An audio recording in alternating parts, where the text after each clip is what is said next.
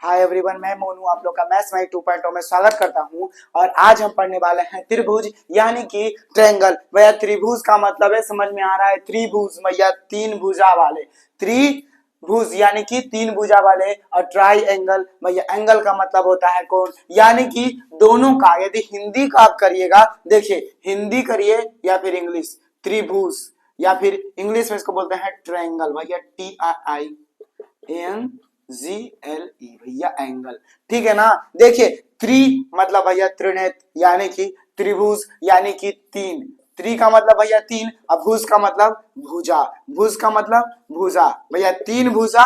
और अगर इंग्लिश में आएगा तो ट्राई भैया होता है, ट्राई का मतलब तीन, और एंगल का मतलब होता है सर जी कोण, यानी कि तीन भुजा और तीन कोण, तीन भुजा और तीन कोण, वही तो होता है त्रिभुज। क्या दिक्कत है सर जी? त्रिभुज का मतलब भैया तीन भुजा और तीन कोण भैया, तीन भुजा हिंदी में जाइए तो त्रिभुज और इंग्लिश में जाइए तो ट्रायंगल, ठीक है ना। जैसे कि कुछ भी कोई सा भी त्रिभुज, अभी त्रिभुज का डिफिनेशन सिर्फ दे रहे हैं। त्रिभुज क्या है सर जी? तीन भुजा तीन कोण भैया, जैसा ही तीन भुजा आपस में जुड़ जाएगा, आपस में जुड़ जाएगा सर जी, तो वो त्रिभुज का निर्माण कर देगा। आपस में जुड़ जाएगा तो वो त्रिभुज का निर्माण कर देगा। चार अगर जुट गया लाइन एक दूसरे से, तो भैया वो चतुर्भुज का निर्माण कर देगा। उसी तरह पंचभुज षष्ठभुज ऐसे ही चलते रहता है, ठीक है ना, कोई दिक्कत नहीं। ये लाइन का फैक्टर है। चलिए थोड़ा सा लाइन को लेते लेते पूरा हम त्रिभुज का आज ओवरव्यू, और कल जो है त्रिभुज खत्म हो जाएगा। आज ओवरव्यू नहीं, अच्छा खासा बता देंगे, 1 घंटा तक जो भी होगा जितना संभव होगा वो। त्रिभुज का 2 क्लास चलेगा, आपका मैक्सिमम 4 क्लास में तो अच्छा खासा टान लिया है भैया। अभी भी मेरे पास आपका 16 क्लास सॉरी 5 क्लास हो गया है, 15 क्लास, अभी भी 15 क्लास बचा हुआ है सर जी। 15 क्लास बहुत बड़ा बात होता है, इसीलिए त्रिभुज का हम 3 से 4 क्लास यानी कि 3 मैक्सिमम 3 क्लास आपका चलेगा त्रिभुज का।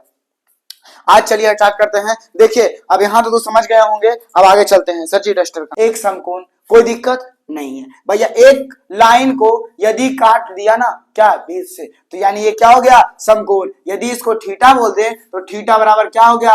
90 डिग्री, इसको बोलते हैं राइट एंगल। यदि आप इधर जाइएगा ना सर जी, तो ये क्या हो जाएगा? 90 से छोटा आप लीजिए, 90 से तो लिए 90, अब 90 से क्या लीजिए? छोटा लीजिए, तो इसको बोलते हैं सर जी, ये तो राइट एंगल है यानी कि समकोण है, इसको बोलते हैं क्या पता है? न्यून कोण भैया। ये 90 से क्या होता है? छोटा होता है, यानी कि जीरो का मान, यानी सॉरी थीटा का जो मान है ना सर जी, थीटा, ये समझ लीजिए थीटा है, ठीक है ना। तो थीटा का जो मान होगा वो 0 से तो बड़ा होगा, लेकिन क्या होगा? 90 से छोटा होगा, इसी को बोलते हैं न्यून कोण। यानी एक और बताए थे अक्यूट एंगल। अगर आपको देखना है ना तो पूरा दिया हुआ भी आप जाके देख सकते हैं। अक्यूट भैया क्यूट है ना, कोई दिक्कत नहीं है सर जी। अब आइए ना, यहाँ पे तीसरा एंगल बनता है भैया 3 गुण अधिक कोण भैया। अधिक कोण ये क्या होता है? अधिक कोण भैया 0 से तो क्या होगा? बड़ा होगा। थीटा का मान 0 से नहीं 90 से बड़ा होगा। क्या होगा? 90 से बड़ा होगा सर जी, और 180 से छोटा होगा। 180 से क्या होगा? छोटा होगा, वही होगा अधिक कोण। ये हो गया न्यून कोण भैया, समकोण, और ये हो गया न्यून कोण। ये हो गया समकोण, ये हो गया न्यून कोण, और ये हो गया अधिक कोण। 90 देखिए जितना भी चीज पूछता है वो आपको हम बता देंगे, ठीक है ना। अब देखिए, अब जैसे आते हैं त्रिभुज का तो ठीक हो गया। अब फैक्टर क्या आता है? लाइन का भैया। लाइन का सीधा खींच दिए ना, जितना तक जा रहा है इनफाइनाइट तक, वो लाइन होता है, एक रेखा होता है। और अगर इसको बीच में एक बिंदु दे दे, इसको ए मान ले, इसको बी मान ले, ये लिमिटेशन दे दिए 2 सेंटीमीटर 3 सेंटीमीटर, तो आपको पता है वो क्या है सर जी? 2 सेंटीमीटर 3 सेंटीमीटर जो भी दे दिए वो लिमिटेशन, यानी इसको बोलते हैं लाइन सेगमेंट। यानी कहने का मतलब है लाइन सेगमेंट को हिंदी में बोलते हैं सर जी रेखाखंड, ठीक है ना। नॉर्मल अगर खींच दिए तो उसको लाइन बोलते हैं, और जब लाइन को बीच में कट कर दे यानी कि एक पॉइंट फिक्स कर दे, ए और बी है भैया, तो वो हो जाएगा लाइन सेगमेंट। क्या हो जाएगा? Line segment. कोई दिक्कत कोई समस्या नहीं होना चाहिए। लाइन भैया, एक लाइन पे 2 को खींच दिया तो भैया वो क्या हो गया? लाइन हो गया। और लाइन पे 2 बिंदु को, पॉइंट को क्या कर दिए हम? फिक्स कर दिए ना, तो वो क्या हो जाएगा? Line segment. Line segment. चलिए लाइन के मतलब समझ में आ गया ना, कोई दिक्कत कोई समस्या नहीं। लाइन और लाइन सेगमेंट में यही डिफरेंस है। अब देखिए एक लाइन पर यदि एक लाइन ऐसा ही खींच दिया जाए, ऐसा ही खींच दिया जाए, तो बताइए ना सर जी, एक लाइन पे यदि ऐसा ही एक लाइन खींच दिया जाए तो वो पता है क्या करता है? 2 लाइन मिलके वो एक एंगल का निर्माण करता है। या तो इधर जाइए या तो इधर जाइए, यही तो कोण होता है ना, उसके अलावा कुछ कोण होता है क्या? इसको जो भी मानिए वो कोण होता है। और आपको एक बात मालूम है कि एक लाइन पे पूरा जो एंगल बनता है वो 180 का बनता है। कितना का बनता है? 180 का बनता है। देखिए त्रिभुज पढ़ने से आपको पते जब नहीं चलेगा कि ये भुजा क्या है, ये क्या है, लाइन क्या है, लाइन सेगमेंट क्या है, तो आप खा बना पाएगा त्रिभुज।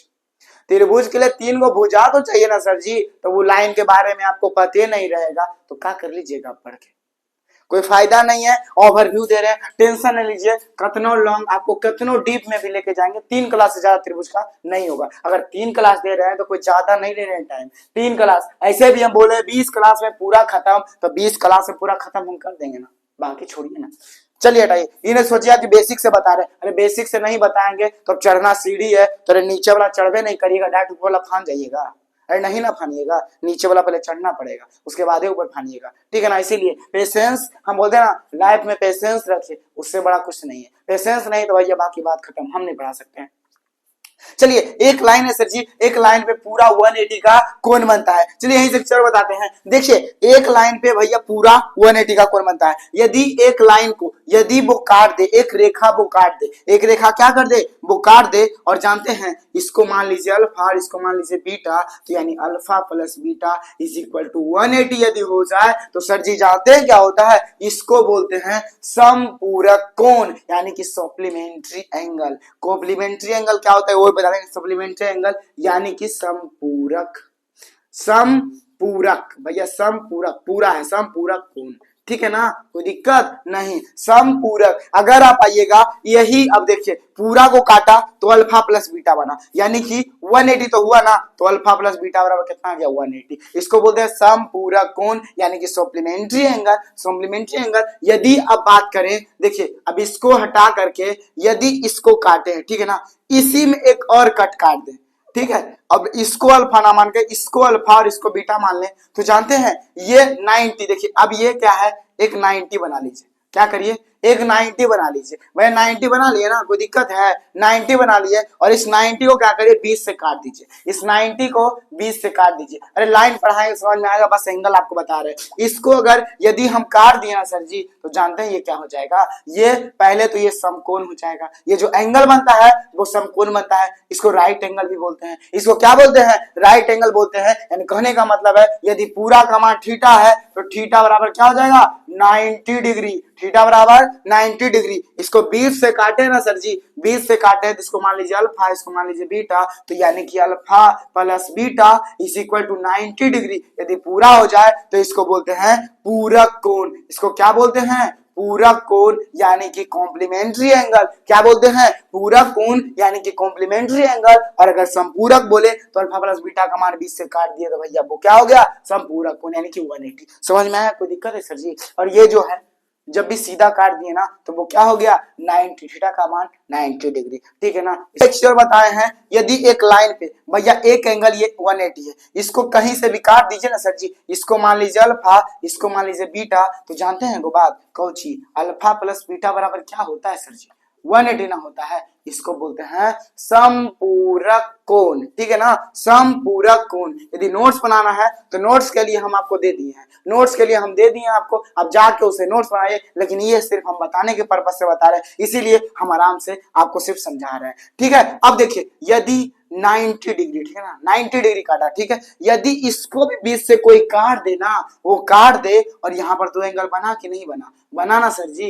ये क्या बना भैया, बीच का मान समझ लीजिए, ये अल्फा है और ये बीटा है, ये अल्फा है और ये क्या है, बीटा है सर जी। यानी अल्फा प्लस बीटा का मान यदि 90 होना तो इसको बोलते हैं क्या, पूरक कोण। इसको बोलते हैं समपूरक भैया, संपूर्ण पूरक का भैया बस पूरक है, मतलब पूरा कर दो, मतलब खाना मिल रहा है तो बस खाना पूरा कर दो। ये कहता है भैया खाना तो पूरा चाहिए ही चाहिए, संपूर्ण ब्रह्मांड का पैसा हमको चाहिए। इसका कहना है भैया पूरा दो हमको, इसको बोलता है नहीं भैया हमको इतना दो कि बस खाना खा सके, बात खत्म है। इसीलिए इसको पूरक बोलते हैं, बस पूरा ही अपना दिनचर्या का खाना, और ये होता है संपूरक, संपूर्ण भैया। कोई दिक्कत कोई समस्या होना आपको नहीं चाहिए, ठीक है। चलिए अब आगे चलते हैं सर जी। इतना तो समझ में आ गया लाइन पे कोण कैसे बनता है, एंगल कैसे बनता है, कोई भी कुछ भी समझ में आ गया होगा, और नहीं कैसे आया होगा सर जी, इसके आया तो कुछ है ये नहीं है। चलिए अब आगे चलते हैं सर जी। देखिए पढ़ना अलग होता है, समझना अलग होता है। बार बार बोलते हैं, पढ़ना अलग होता है, समझना अलग होता है। हम लिखने से ज्यादा आपको समझाने में टाइम देते हैं। रीजन क्या है, लिखने में आपका कॉपी में जाएगा, यदि हम डिफिनेशन लिख देना कोई फायदा नहीं है, कोई फायदा नहीं है। बुक का बुके में रह जाएगा या फिर कॉपी में लिखते हैं तो कॉपी में रह जाएगा, लेकिन ये जो है आपका दिमाग में छप जाएगा। ठीक है ना। चलिए सर जी अब आगे चलते हैं। बोलना तो मेरा कर्तव्य है और हम बोलेंगे ही, जब तक है तब तक बोलेंगे ही। अब बोलने में ज्यादा दिमाग नहीं लगाइए और चुपचाप आगे पढ़िए। लाइन के बारे में बता दिए, लाइन सेगमेंट बता दिए भैया, कोण के बारे में बता दिए, तो आगे काहे नहीं चलिएगा, पीछे रहिएगा हरदम। अब आगे चलिए, यदि एक को पे तो बता दिए, अब चलिए दो लाइन बनाते हैं। इसको मान लेना L1, इसको मान ले L2। ठीक है सर जी, इस पे एगो लाइन ऐसे काट दें, इसको बोलते हैं ट्रांसवर्सल लाइन। इसको क्या बोलते हैं, ट्रांसवर्सल लाइन। यदि देखिए ये कैसे होगा, देखिए सामने जब हम बनाएंगे ना, पहले सीधा बना दे छोटा ही, देखिए ये सीधा बना, क्या बना, ये सीधा बना, ये क्या बन गया भैया, 90-90 का कोण बन गया। कोई दिक्कत, यानी कि ये दोनों समानांतर है, कन्फर्म। ये दोनों क्या है, समानांतर है, कन्फर्म। समझ गए ना। 90-90 का कोण सामने सामने कहीं भी बनाइए, यहाँ बनाइए, यहाँ बनाइए, जहां ही बनाइएगा वो 90 का कोण इससे बनाएगा। इसीलिए क्या होता है, पैरेलल, यानी कि समानांतर। यह क्या होता है, समानांतर। त्रिभुज में भी काम देता है सर जी, याद रखिएगा। त्रिभुज बता रहे हैं तो अगर ये बता रहे हैं तो कुछ ना रीजन होगा, कुछ ना कुछ रीजन होगा। बार बार बोलते हैं, बेसिक पॉइंट जरूरी होता है। ठीक है ना, ये तो समझ में आ गया होगा आपको। अब चलिए, अब कौन समझ गए 90 भैया, आप देखिए। अब क्या करते हैं, दो गो लाइन खींच दिए भैया, वो आप ही के लिए खींचे हैं। एक गो ट्रांसवर्सल लाइन, थोड़ा सा तिरछा काट दिए, थोड़ा सा क्या कर दिए, तिरछा काट दिए। ये बराबर है भैया, समानांतर है। क्या है, समानांतर है। इसको बोलते हैं L1, इसको बोलते हैं L2। कोई दिक्कत, कोई दिक्कत नहीं ना सर जी, क्या दिक्कत है आपको। अब ये ट्रांसवर्सल लाइन एगो काटे, क्या काटे, एगो काटे, दूसरा छोड़ दीजिए। अब देखिए ट्रांसवर्सल लाइन कैसे काटे हैं, तिरछा काटे हैं ना, तो कन्फर्म है इधर सिकड़ा तो भैया इधर जब आएगा तो सिकुड़ जाएगा। मतलब कहने का मतलब ये और ये क्या हो जाएगा, बराबर हो जाएगा। यदि इसको अल्फा मान लिए ना तो ये भी अल्फा हो जाएगा। अब जैसा ही ये दोनों बराबर है भैया, तो एक बार बताइए ना, ये थोड़ा बड़ा होगा तो ये भी थोड़ा बड़ा होगा, यानी ये बीटा तो ये बीटा।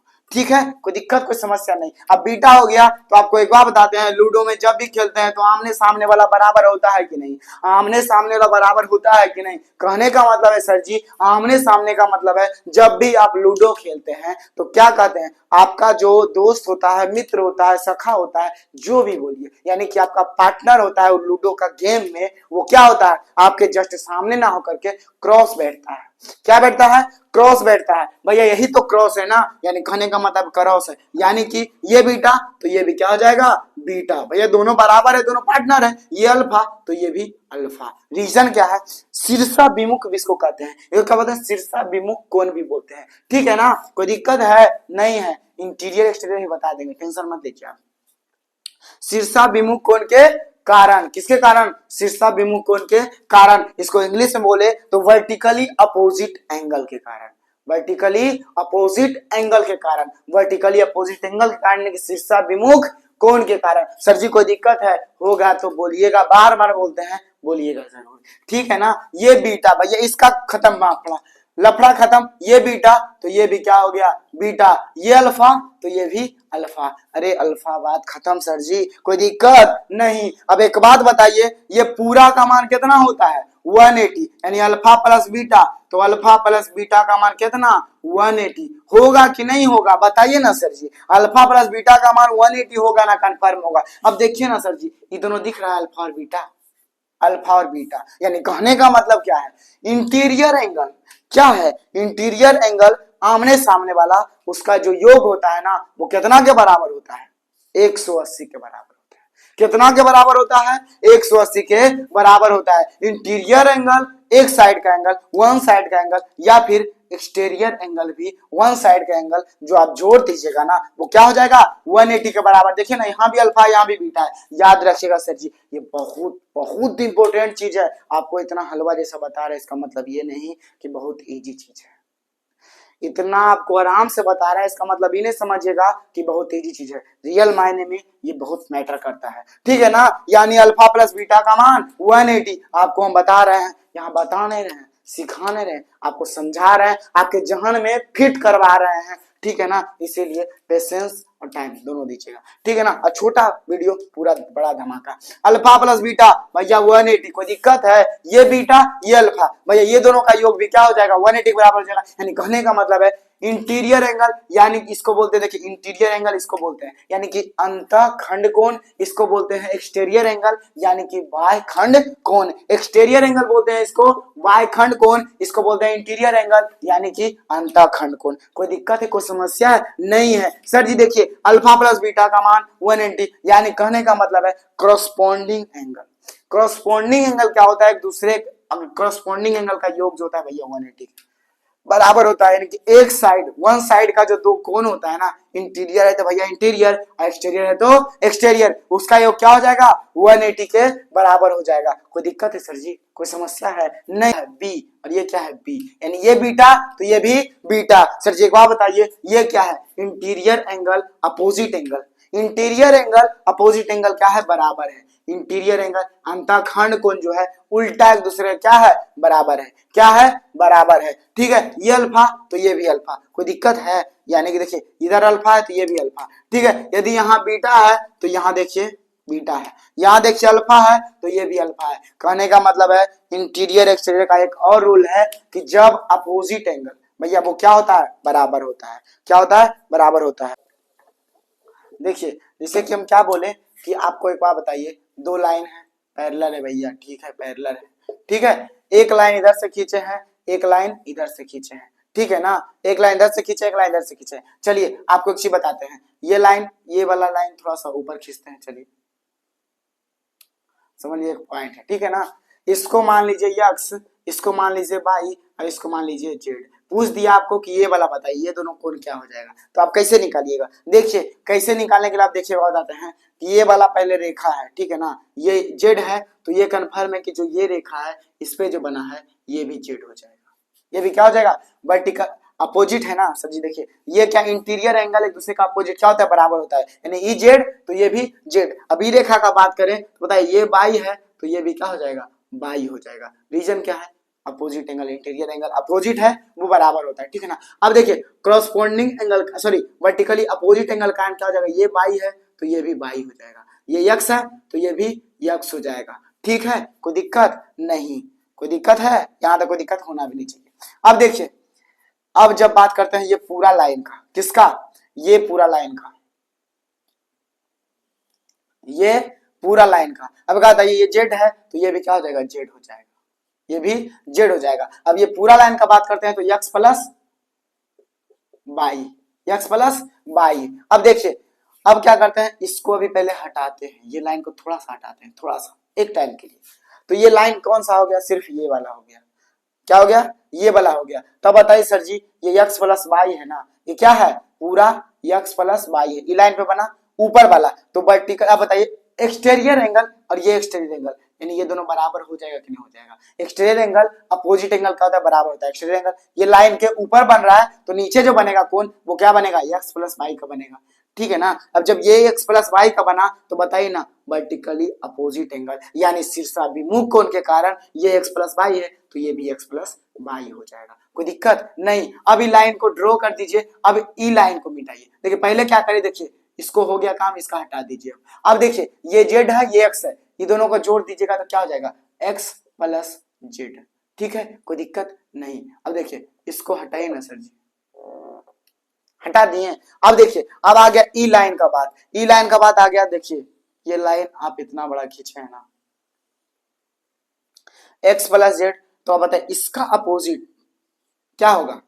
एक्स प्लस जेड, ठीक है ना, एक्स प्लस जेड। अब बताइए ये तो हो गया एक्सटीरियर एंगल अपोजिट एंगल बराबर होता है। अब बताइए वर्टिकली अपोजिट एंगल के कारण ये वाला क्या हो जाएगा? X plus Z. ये समझाने के लिए बना है। अब एक और बताइए ये बाई तो खत्म कहानी। अब एक बात ये भी जान लीजिएगा कि यदि अंदर में ये दोनों एक्स प्लस बाई है तो बताइए एक्स प्लस बाई आया कि नहीं, यानी कि ये कोण दोनों का योग जो होता है वो इसके बराबर होता है और ये दोनों का कोण भैया बराबर होता है इसका, यानी कि ये दोनों का जो योग होगा वो इधर के बराबर होगा और ये दोनों का जो कोण होगा भैया ये दोनों के बराबर होगा, ठीक है। कोई दिक्कत नहीं। त्रिभुज इतना समझ में आपको आ गया होगा। चलिए हटा देते हैं उसको।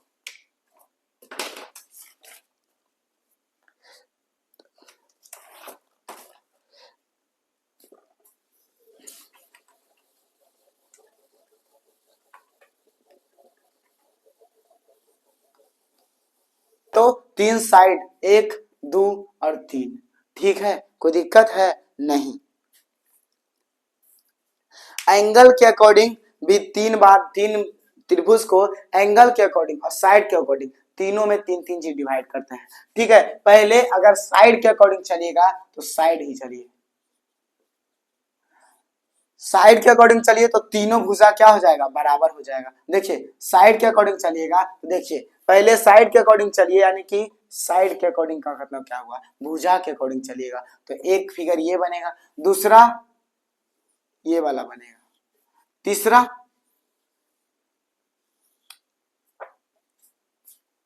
कुछ इसके अलावा बनेगा। पहला में दोनों बराबर, दूसरा में समझ लीजिए ये दोनों बराबर, ये अलग भैया, तीसरा में एको को बराबर नहीं, तीसरा में एक भी बराबर नहीं, इसके अलावा भी कुछ होगा कि त्रिभुज। एगो क्या होता है, समबाहु। देखिए समबाहु छोड़ दिए, ये क्या है, देखिए क्या जाते हैं इसमें ए बी और सी मान लीजिए, इसको भी मान लीजिए ए बी और सी, इसको भी मान लीजिए ए बी और सी। ठीक है, तीने को तो मिलेगा कि नहीं, त्रिभुज तीने को मिलेगा। ठीक है ना, अब देखिए एक में भैया तीनों बराबर है, यानी इसको बोलते हैं क्या, इसको बोले अगर यदि तीनों भुजा बराबर है तो उसको क्या बोलते हैं, समबाहु त्रिभुज।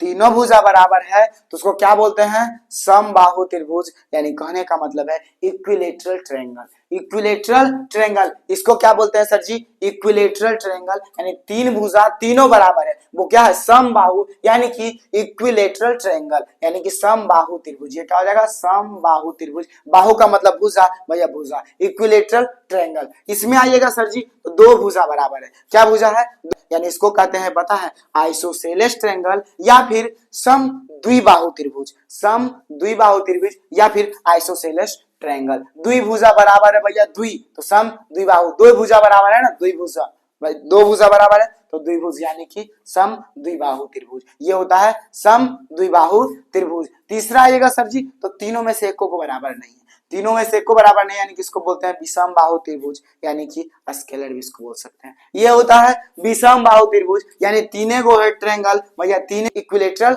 ट्रायंगल। दूसरा है सम द्विबाहु, यानी कि आइसोसेलेस ट्रायंगल, यानी कहने का मतलब है इसमें दो भुजा क्या है, बराबर है, दो भुजा क्या है, बराबर है। तीसरा बात करेगा विषम बाहु त्रिभुज, भैया इसका जो है दोनों भुजा, बाहु का मतलब भुजा, एक को भुजे बराबर नहीं, वो क्या हो जाएगा, विषम बाहु। यदि अब एंगल के बारे में बात करें, एंगल के अकॉर्डिंग त्रिभुज को बांटेंगे तो देखिए एंगल के अकॉर्डिंग चलिए ना,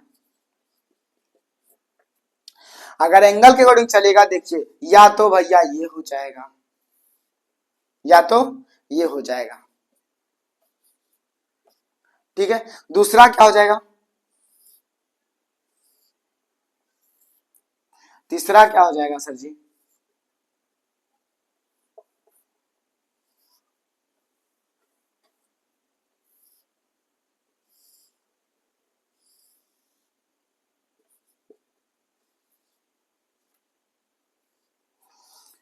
हो गया।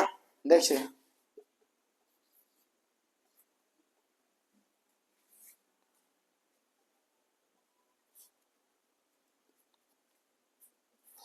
अब देखिए इधर एंगल के अकॉर्डिंग चलेगा तो एक और बताइए, ये है समकोण, यानी कि एगो जो है 90 बनाएगा, एगो क्या बनाएगा, 90 बनाएगा। ये होता है समकोण, यानी कि समकोण त्रिभुज इसको बोलते हैं। राइट एंगल ट्रायंगल भी इसको बोलते हैं, राइट एंगल ट्रायंगल भी इसको बोलते हैं। एंगल के अकॉर्डिंग तीन को त्रिभुज बनाया भैया, एक होता है राइट एंगल ट्रायंगल, यानी इसको बोलते हैं 90 से ये क्या है सर जी, 90 से क्या है, बराबर है, तो ये हो जाएगा राइट एंगल ट्रायंगल। ठीक है, राइट एंगल ट्रायंगल, यानी थीटा का मान जो होगा, थीटा का मान जो होगा 90 के बराबर हो जाएगा। अगर इसमें बात करते हैं सर जी, यानी कि एक भुजा इसका क्या हो जाएगा, 90 के बराबर हो जाएगा, यानी कि ये क्या है, राइट एंगल ट्रायंगल है। ठीक है, यानी कि समकोण त्रिभुज। यदि आप इसमें आइएगा सर जी तो ये क्या होता है पता है, अगर ये आइएगा तो इसमें क्या होता है, न्यून कोण, यानी कहने का मतलब है एक को वो जो एंगल होगा ना इसका, एक को वो 90 से बढ़ाने होगा और ना 90 के बराबर होगा, यानी कि सब जो होगा 90 से क्या होगा, छोटा होगा, सब क्या होगा, 90 से छोटा होगा। इसको बोलते हैं सर जी एक्यूट एंगल या फिर न्यून कोण। अगर बोले ना न्यून कोणी त्रिभुज, न्यून कोण का त्रिभुज भी बोल सकते हैं, न्यून कोण का त्रिभुज। यदि आगे आएगा सर जी तो ये अधिक दिख रहा है कि नहीं, एंगल है बताए ना अधिक, भैया अधिक का मतलब है ज्यादा, अधिक का मतलब ज्यादा, यानी कि 90 से बड़ा, ये क्या है 90 से बड़ा। तो अब एक और बताइए, ये हो गया जब समकोण, ये हो गया न्यून कोण, तो भैया ये अधिक कोण, अब अधिक कोण एंगल भैया हो गया, यानी कि ट्रायंगल हो गया, यानी क्या हो गया, ये देखिए ये इंग्लिश बोले तो राइट एंगल ट्रायंगल, ये होता है सर जी क्या न्यून कोण, यानी एक्यूट एंगल ट्रायंगल। अगर यहाँ पे आएगा तो ये क्या हो जाएगा ऑब्ट्यूस, या क्या हो जाएगा ऑब्ट्यूस, ऑब्ट्यूस एंगल ट्रायंगल, यानी कहने का मतलब है अधिक कोण त्रिभुज, अधिक कोण त्रिभुज। समझे सर जी, समझे, ये क्या बोले हम समकोण, ये बोले न्यून कोण, समकोण न्यून कोण अधिक कोण, समकोण न्यून कोण अधिक कोण, ठीक है ना। कोई दिक्कत है, कोई समस्या, कोई परेशानी है तो बता दीजिएगा। क्या बोले हैं, दूगो बोले हैं, पहला साइड के अकॉर्डिंग, दूसरा एंगल के अकॉर्डिंग, समबाहु, समद्विबाहु और विषमबाहु। यहाँ आएगा समकोण न्यून कोण अधिक कोण, भैया त्रिभुज लगा दीजिए।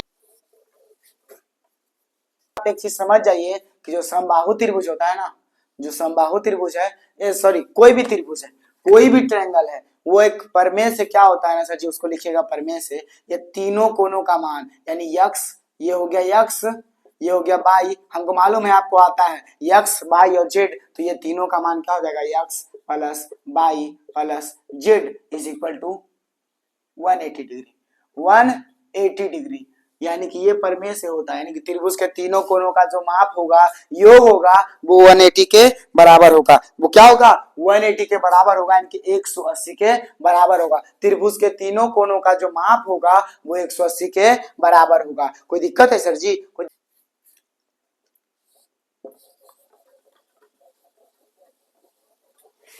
अब आते हैं त्रिभुज की सर्वांग समता पर। हमारा बोलते हैं आज मैक्सिमम जाएगा तो 1 घंटा क्लास जाएगा, हमको लगता है कल या परसों तक त्रिभुज खत्म, ठीक है ना। अब सर्वांग समता की बात करें, देखिए सर्वांग सम त्रिभुज कैसे होगा, त्रिभुज सर्वांग सम कैसे होगा।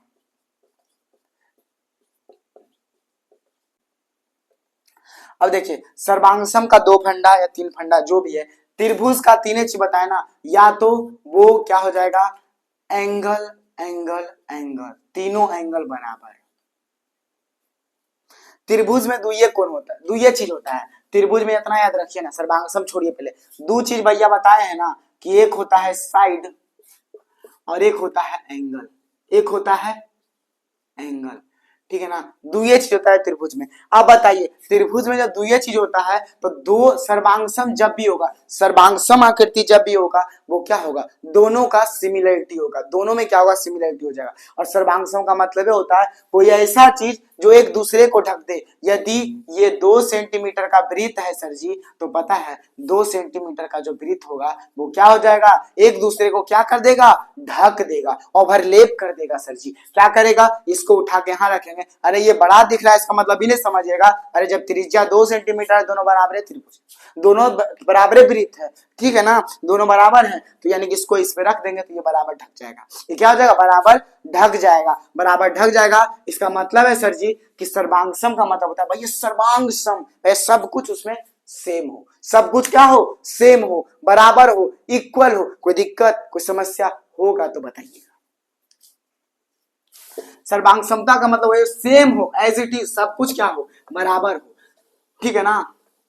समरूप अलग होता है, सर्वांग समता अलग होता है, समरूप अलग होता है, सर्वांग समता अलग होता है। देखिए समरूप और सर्वांग समता में बड़ा डिफरेंस बताता है। समरूप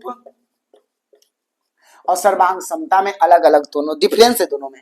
समरूप भैया और सर्वांग सम, सर्वांग सम आकृति ऐसा होता है जो एक दूसरे को ढक देता है। अभी ना बोले यदि ये 2 सेंटीमीटर का है तो इसको जो ये वृत्त है ये 2 सेंटीमीटर वाला वो क्या कर देगा, एक दूसरे को ढक देगा, एक दूसरे को ढक देगा। लेकिन यदि ये 2 सेंटीमीटर का कोई वृत्त है और यहाँ पर यदि 3 सेंटीमीटर का कोई वृत्त बना दिए हैं तो वो क्या हो जाएगा, समरूप हो जाएगा। रूप का मतलब भैया रूप एक जैसा देखने में लगे।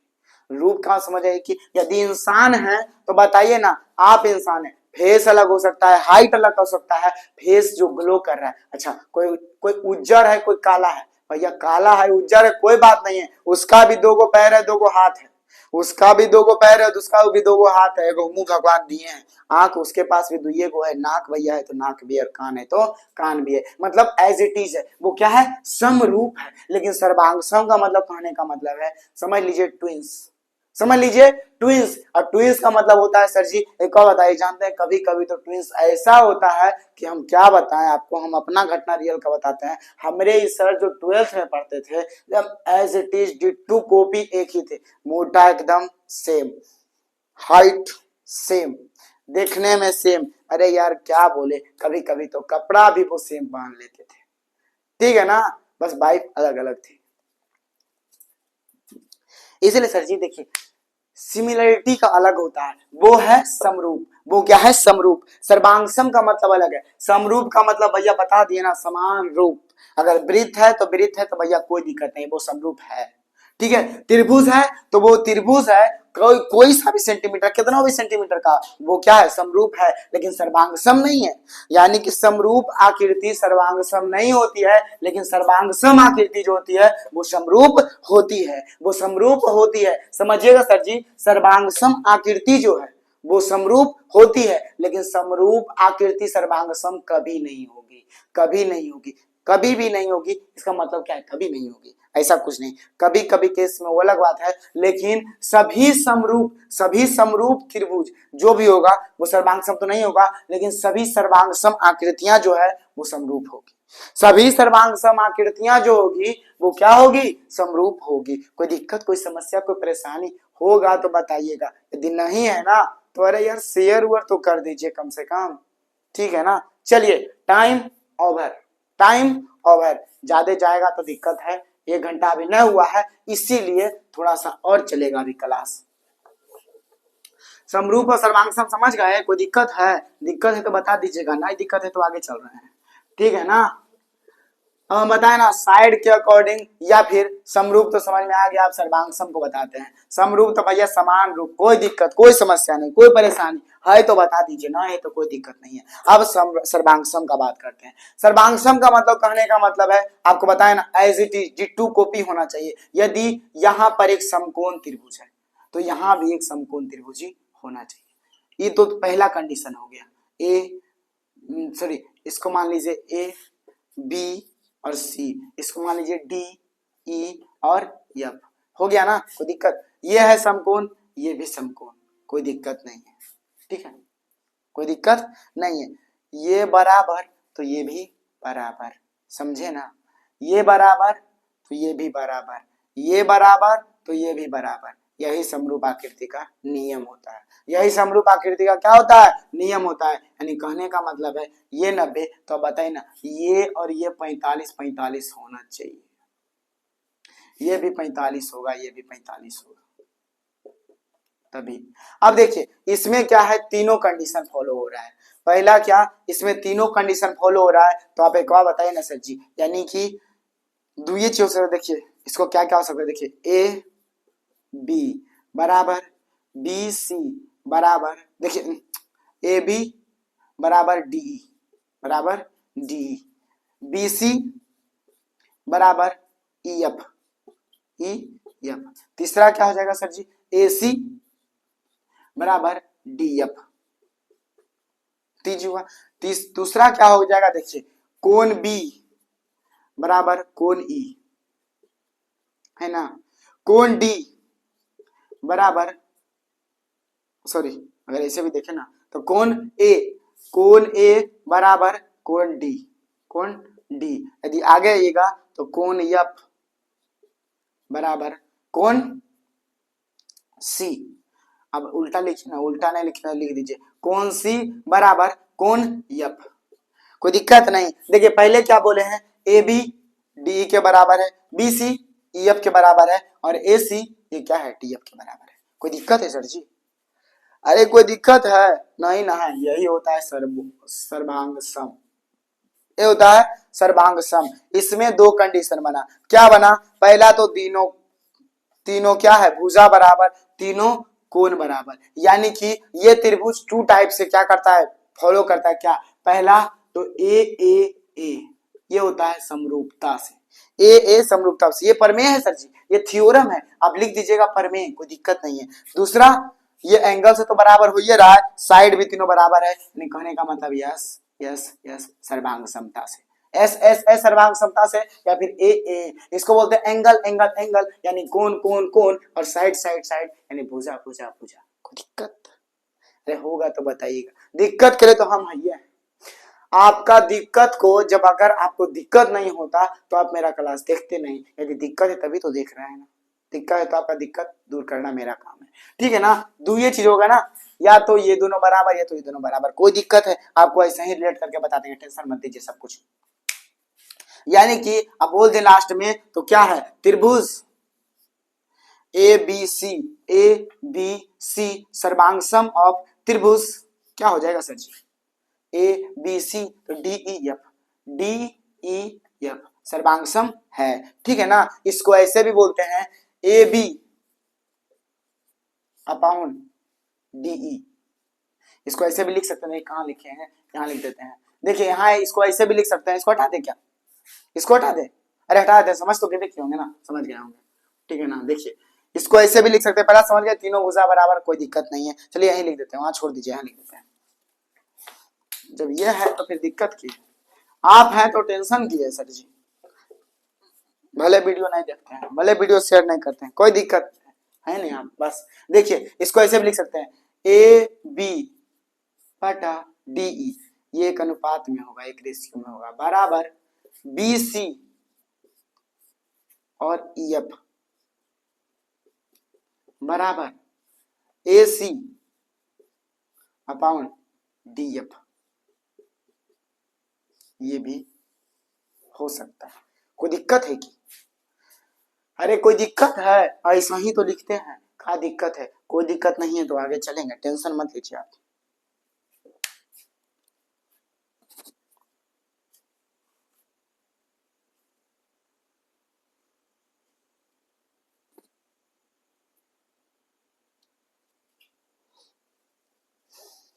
अब देखिए दूसरा चलते हैं, हटा दे इसको, हटा देते हैं इसको,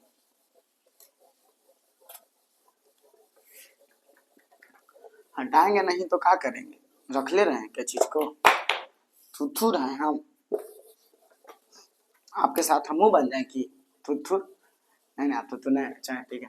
देखिए इधर थुथुर का बात अलग है, मेरा लैंग्वेज है, लेकिन कोई दिक्कत नहीं है, चलिए ठीक है। देखिए अब एक बात बताइए ना सर जी, अब आइए ना आगे, पहला तो क्या हो गया, एंगल एंगल एंगल आपको समझा दिए, साइड साइड साइड आपको समझा दिए। अब देखिए दूसरा, यदि हम बोले कि देखिए एगो त्रिभुज है, ठीक है, कंडीशन देखिएगा आप, ये भी एगो त्रिभुज है, ठीक है, ये क्या कहता है, ए बी और सी, ये क्या कहता है भैया, डी ई और एफ, इसका कहना भैया सेम है, ये और ये बराबर है, ये और ये बराबर है, बाकी क्या है, ये जो कोण है ना ये भी बराबर है, या फिर ऐसे भी समझ लीजिए ना सर जी, देखिए कोण क्या है, बराबर है, कोई सा भी कोण है, या तो ये दोनों बराबर है या तो ये दोनों बराबर है, इसको थीटा मान लिए तो ये भी थीटा हो जाएगा। सपोज दैट कोई भी एंगल क्या है, एगो बराबर है और दूगो साइड क्या है, बराबर है, तो उस कंडीशन में क्या होता है, देखिए पहले क्या बोला है, ए बी बराबर डी ई, ठीक है ना। दूसरा क्या बोला है सर जी, बी सी बराबर क्या है, ई एफ, ठीक है ना। इसको ऐसे भी लिख सकते हैं, कैसे, ए बी क्या है, डी के अनुपात में भैया बराबर बी सी ई एफ के बराबर है कि नहीं है ना, ऐसे लिख दिए। तीसरा क्या बोला है, कोण बी बराबर कोण ई, कोण बी बराबर कोण ई, कोई दिक्कत है, नहीं है, कोई दिक्कत है, अगर नहीं है तो आप बताइए ना सर जी, ये तीन कंडीशन फॉलो कर दिया कि नहीं कर दिया, अरे हाँ कर दिया ना सर जी, तो यानी कि ये क्या है, दो गो भुजा बराबर है, यानी कि दो गो साइड बराबर है और एक गो एंगल बराबर है, इसको बोलते हैं side angle side, side angle side, मतलब कि बीच में कोण को थोड़ा बीच में रखिए, उसको प्रायोरिटी दीजिए, दो गो साइड बराबर है और एक गो कोण बराबर है, वही तो हो गया side angle side, side angle side यानी भुजा कोण भुजा, भुजा कोण भुजा बराबर है भैया सर्वांग समता से, यानी कि त्रिभुज ए बी सी और त्रिभुज डी ई एफ जो सर्वांग सम है वो कैसे है, यस एस अभिगृहित से, यस एस अभिगृहित। इसको जब हटा दिए हैं आप तो एक बात बताइए सर जी, क्या हो जाएगा, देखिए ना, ए बी यानी कि ए और बी बराबर डी ई, ये तो ठीक है, लेकिन क्या बोला है, एक और कोई कोण बना कर लीजिए, बराबर कर लीजिए, यानी कि ए भी कर लीजिए और ये भी, ये मान लीजिए बीटा, ये मान लीजिए बीटा, ठीक है ना। यानी कि एक कंडीशन, दूसरा कंडीशन क्या है, कोण ए बराबर कोण डी, और दूसरा क्या है, कोण बी बराबर कोण ई, कोण ई, दो गो कोण भी बराबर, ठीक है ना। यानी कि दो गो कोण बराबर, एगो साइड बराबर, यानी कि ये क्या हो जाएगा, angle angle side, angle angle side भैया क्या होता है, बराबर है, तो ये भी सर्वांग समाकृति है, ये भी सर्वांग सम आकृति है, यानी कि एंगल एंगल और साइड से भी बराबर है, तो भैया वो क्या है, वो सर्वांग समाकृति है, कोई दिक्कत है नहीं। तीसरा क्या होता है,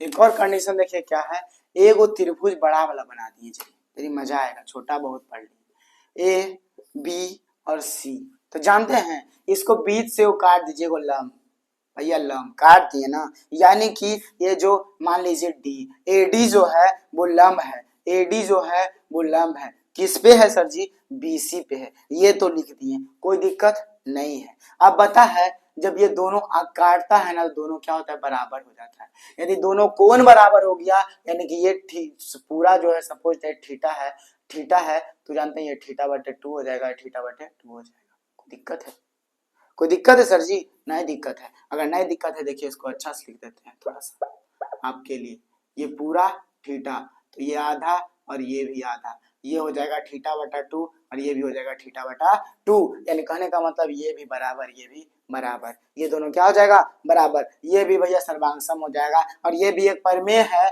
कि यदि यदि दो भुजा क्या हो, दो कोण बराबर हो, तो दो भुजा भी बराबर हो जाएगा, यदि दो कोण भी बराबर हो, कोण बराबर हो ना सर जी, बराबर हो, बराबर हो, तो क्या हो जाएगा, तो दो भुजा भी बराबर हो जाएगा,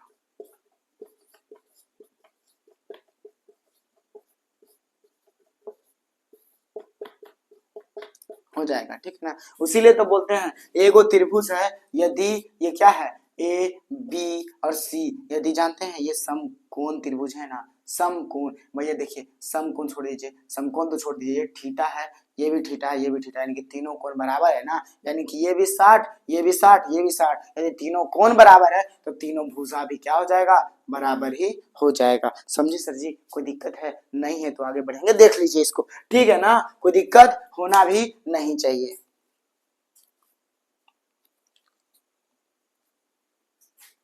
एगो आर एच एस से होता है, उसको बता देंगे, उसका खत्म कर देंगे, आर एच एस से होता है, राइट हैंड साइड को छोड़ दीजिए, लेकिन एक और बताइए ना सर जी, देखिए